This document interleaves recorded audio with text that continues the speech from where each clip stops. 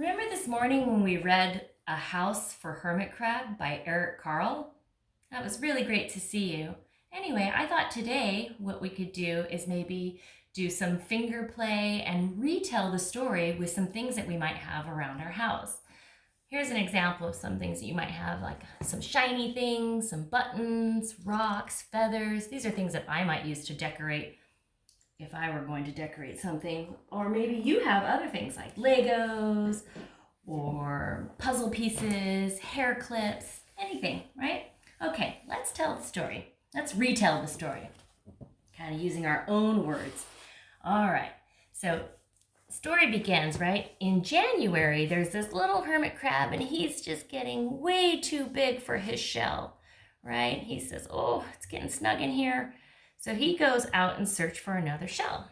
So he moves along, and in February, he finds this beautiful new shell, and he says, I'm gonna take that one. That one looks much bigger. Oh, that fits nice. All right, so in February, he finds a new home, but he realizes, it's kind of plain, right? So then he goes off and search for decorations, right? And then in March, he meets those beautiful sea anemones. And he says, oh, wow, you're so beautiful. Why don't you come and live on my home? And one of them agrees, carefully adds that to his home to decorate. And then he moves along, and in April, he meets those starfish, and they're quite handsome. And he says, will you come along and live with me on my home as part of my decorations? And one of them agrees. So he lives right there on his home, right? And then in May, he moves along and he meets that coral. Well, I didn't have coral, so I just kind of used my crayons. And he meets that coral and he says, wow, you're magnificent. Why don't you come join us? So coral agrees. And he comes right along.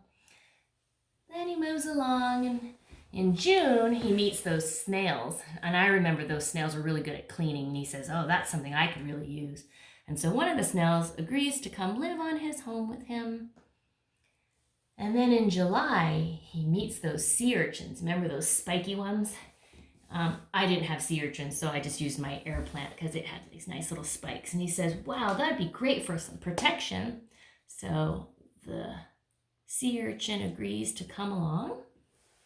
And then they're moving along. And do you remember in August, there was that really dark seaweed, right? I used some dark yarn as my seaweed. It was really dark, and they went in there and nobody can see, so they're going through the dark, right? But then in September, they meet those lanternfish, and remember the ones that light up, and they ask, hey, why don't you join us, right?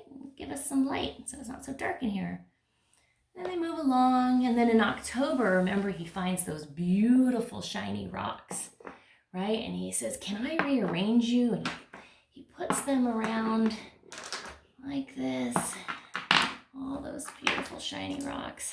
And now he feels super safe and super protected. And he says, oh, my home is perfect, right?